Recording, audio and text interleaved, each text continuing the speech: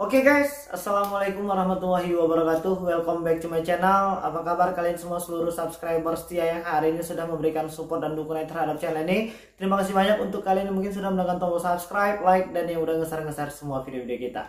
Dan aku masih tetap mendoakan kalian agar tetap semangat dan sehat walafiat ya. Dan mudah-mudahan kita diberikan kelimpahan rahmat dan rezeki sehingga kita bisa terbebas dari segala macam himpitan hutang yang ada hari ini.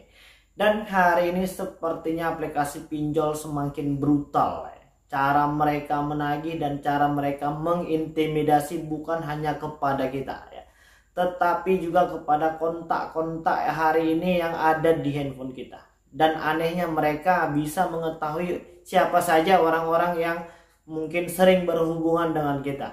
Dan mereka bisa melihat semua data-data yang ada di galeri handphone kita. Siapa di situ yang dianggap sebagai atasan, orang tua, teman-teman dekat, dan lain sebagainya. Dan cara-cara seperti ini sudah pasti melanggar ketentuan hukum. Dan aplikasi-aplikasi pinjol yang melakukan kegiatan seperti ini, kegiatan mengambil dan mencuri data-data yang ada di handphone debitur, sudah pasti ada undang-undang ITE-nya.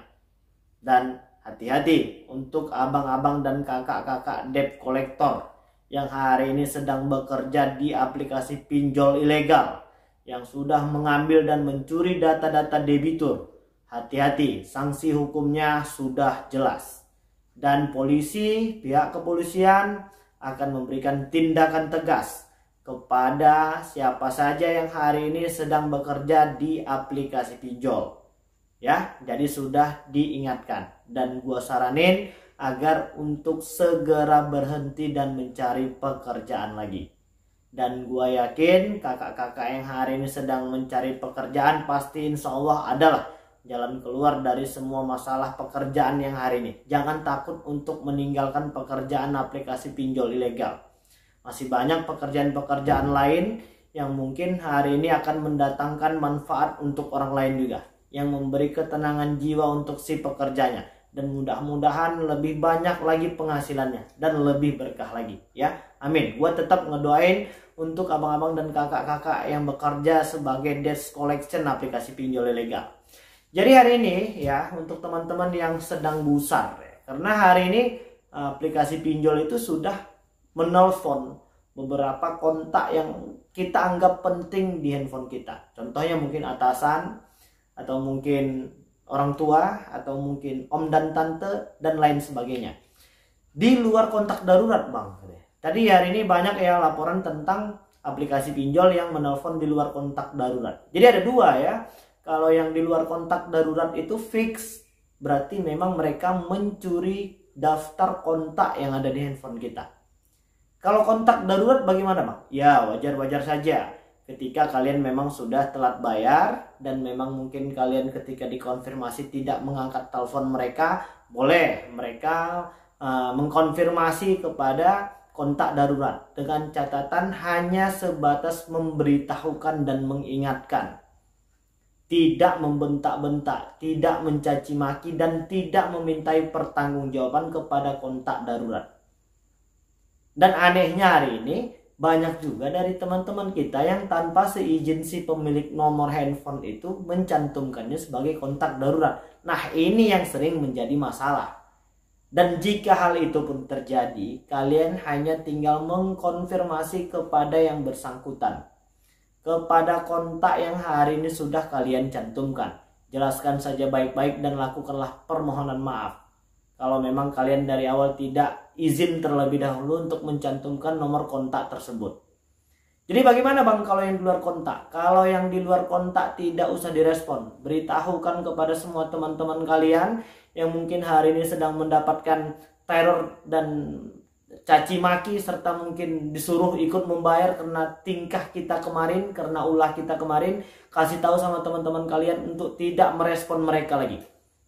Ya, tidak usah diangkat. Kalau itu memang dianggap sebagai nomor pinjol, nomor-nomor baru, tidak usah diangkat lagi. Tidak usah direspon. Kalian tidak ada masalah dengan mereka. Kalian tidak ada sangkut pautnya dengan aplikasi-aplikasi pinjol ilegal. Kasih tahu seperti itu. Dan kalau dengan kontak darurat bagaimana bang yang memang kita cantumkan? Kalau yang memang kita cantumkan ya paling ya kita cuman bisa ya maaf dong karena memang mungkin gua belum punya uang hari ini. Jelaskan saja situasi perekonomian kita hari ini bagaimana. Dan bagaimana pula kalau seandainya aplikasi pinjol ini membuat grup WhatsApp, Bang? Sebenarnya ini cara-cara lama ya, cara-cara yang sudah dianggap biasa. Dan cara mengatasinya cukup gampang. Jadi kalau seandainya mereka aplikasi pinjol ilegal ini membuat grup WhatsApp ya, dan sudah pasti orang-orang yang ada di dalam grup tersebut adalah orang-orang yang ada di kontak kita. Karena mereka tujuannya hanya satu, mempermalukan kita. Supaya kita kalang kabut, supaya kita membayar tagihan kepada mereka. Hanya itu, mereka ingin mempermalukan kita. Tidak lebih, hanya itu saja. Jadi kalau seandainya hal itu terjadi, apa Bang yang harus dilakukan? Gampang banget ya, tinggal chatting saja, japri saja kepada orang-orang yang ada di dalam grup tersebut agar untuk meninggalkan grup tersebut. Bila perlu bully sekalian admin yang mencantumkan dan memasukkan kalian ke dalam grup tersebut. Kasih tahu dan komentari saja di dalam grup tersebut bahwasannya ini adalah perbuatan dari kegiatan aplikasi pinjol ilegal. Jadi semakin rame, semakin paham, semakin cerdas masyarakat kita hari ini nggak boleh menganggap aplikasi pinjol ini sebagai hanya sebatas utang kita kepada aplikasi. Cara-cara mereka hari ini, cara-cara mereka menjajah kita, cara-cara mereka mengintimidasi kita hari ini memang sudah merusak tatanan kehidupan kita, sudah merusak semua yang ada hari ini. Jadi memang harus dibuat juga dengan cara yang gila ya. Jadi minta tolong saja kepada semua kontak-kontak yang dimasukkan ke dalam grup tersebut ya, agar untuk melakukan serangan balik ya, atau mungkin dengan cara membuli mereka, dengan cara memberitahukan kepada mereka sanksi hukumnya bila perlu ya, supaya grup tersebut tidak kaku dan supaya kalian tidak stres. Hari ini banyak yang khawatir malu kalau seandainya yang dimasukin ke dalam grup itu adalah atasan, orang tua, bimbingan dan lain sebagainya.